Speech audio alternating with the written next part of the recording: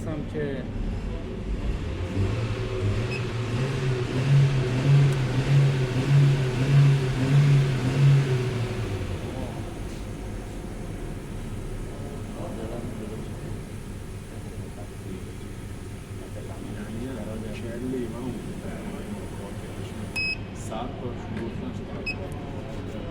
دم درم به راحت خودشون همه چون یوارم میده مشتری نمیده ما واقعا کنیم میده مشتری من گفتم بابا من دلخور نبود فقط من حالا تو حساب که حال میشناخته و اینا ولی با این حال شما در کلی اگر قرار شرکت بزنه کلی بگید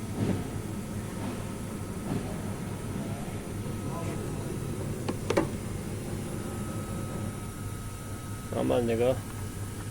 الان پاشش این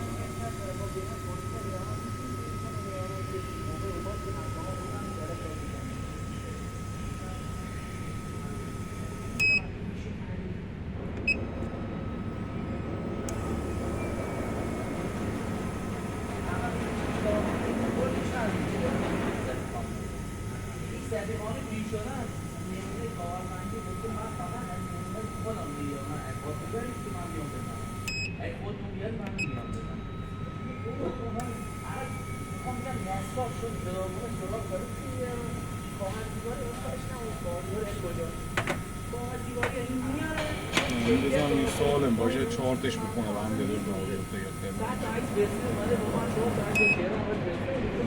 این کانال کانتر طور نیست این دستگاه نشته